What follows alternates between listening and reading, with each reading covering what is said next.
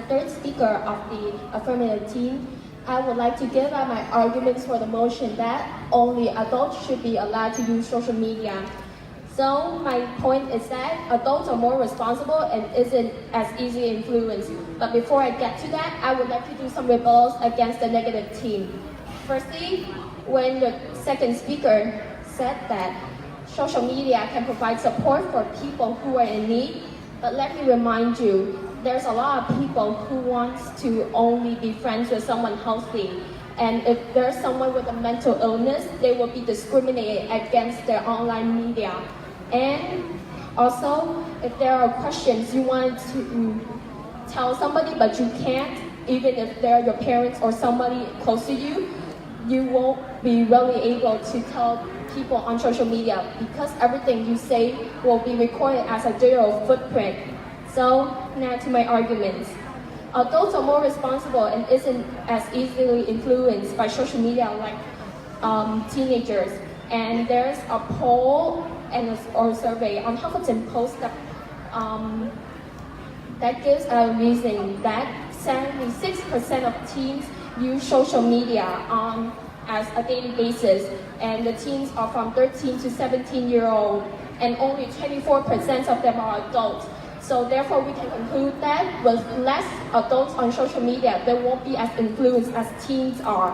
And also, the suicide rates had increased by a double, according to the New York Times, from 2010 to 2015. And when I had searched up the rates of adults had committed suicide due to social media, there are hardly none. So therefore, those are the reasons why my team agreed to the motion that only adults should be allowed on social media.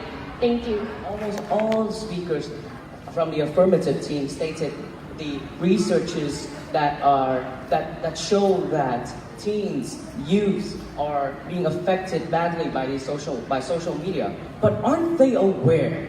Aren't they aware that the first idea that my team proposes is that we should educate people, we should educate the children to learn how to use social media and how to resist against insults. We should teach them that, and that would be a much better alternative than just banning. Also, this rebuttal would also bolster to the second and third idea of my team, whereas children would learn more from more social media interactions.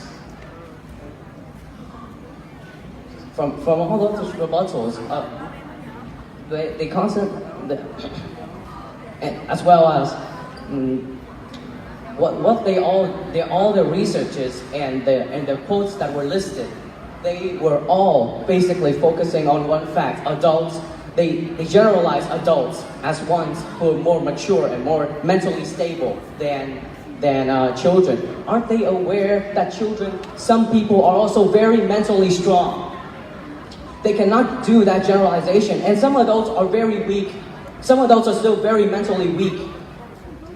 Therefore, that comes to the main points of my team.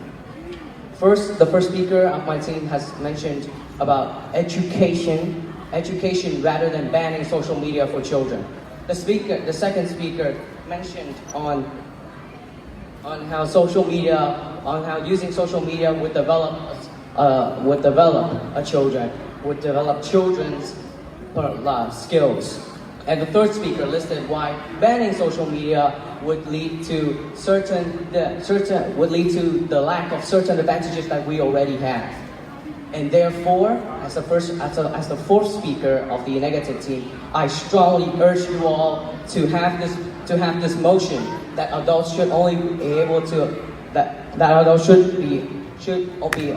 only adults should be allowed to use social media to fall. Thank you.